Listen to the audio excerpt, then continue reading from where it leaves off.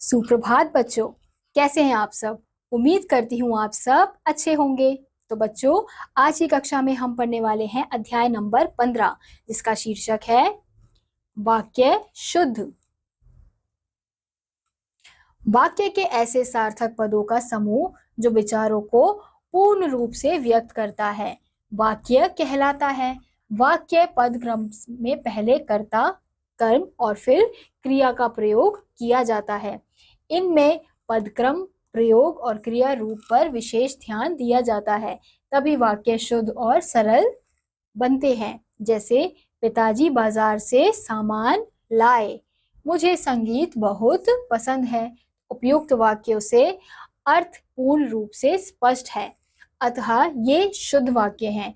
परंतु कभी कभी लिंग, वचन, कारक, अव्यय तथा वर्तनी के अशुद्ध प्रयोग के कारण वाक्य अशुद्ध बन जाते हैं, जिनका अर्थ स्पष्ट नहीं हो पाता। जैसे अशुद्ध वाक्य दिए गए हैं, मेरे को जाना है। शुद्ध वाक्य क्या होगा? मुझे जाना है। दूसरा, सेब को काटकर अमन को खिलाओ, सेब काटकर अमन को खिलाओ। अब अगला है वाक्यों में पाई जाने वाली विभिन्न प्रकार की अशुद्धियां। वाक्यों में पाई जाने वाली अशुद्धियां निम्नलिखित हैं। वचन संबंधी अशुद्धियां। वचन संबंधी अशुद्धियां इस प्रकार है। अशुद्ध वाक्य, मैंने दर्शन कर लिया। शुद्ध, मैंने दर्शन कर लिए हैं।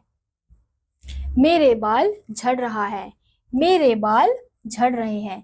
लिंग संबंधी अशुद्धियां, कई बार शब्दों में लिंग के साथ सही कारक, क्रिया आदि के प्रयोग न होने के कारण वाक्यों में अशुद्धियां हो जाती हैं। जैसे अशुद्ध वाक्य, राम, लक्ष्मण और सीता वन को गई। शुद्ध वाक्य होगा, राम, लक्ष्मण और सीता वन को गए। ऐसे अगला है संज्ञा संबंधी अशुद्धियां। संज्ञा में भेद, कारक, लिंग, वचन तथा क्रिया आदि के सही प्रयोग न करने के कारण अनेक अशुद्धियां हो जाती हैं।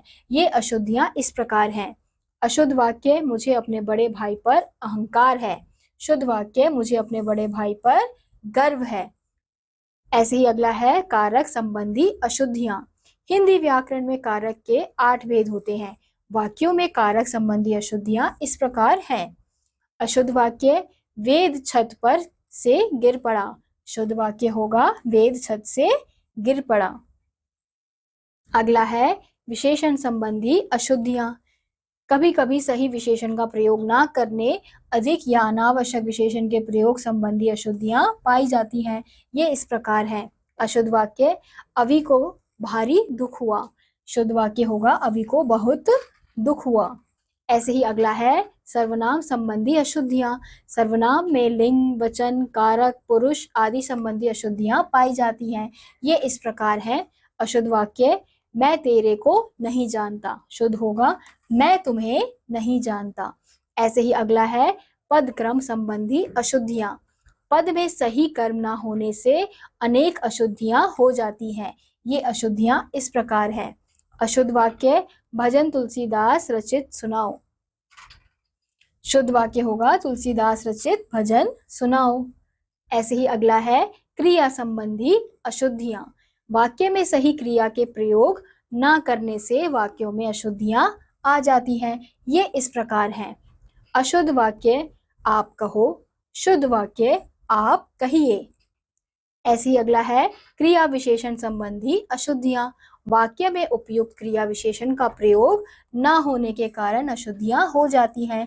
ये अशुद्धियां इस प्रकार हैं। अशुद्ध वाक्य होगा, जैसा करोगे उसी प्रकार भरोगे। शुद्ध वाक्य, जैसा करोगे वैसा भरोगे। तो बच्चों, इसी के साथ आज का ये अध्याय यहीं समाप्त होता है। उम्मीद करती हूँ आपको यह अध्याय समझ आया होगा। मैं आपसे मिलूंगी अगली कक्षा में। तब तक के लिए नमस्कार।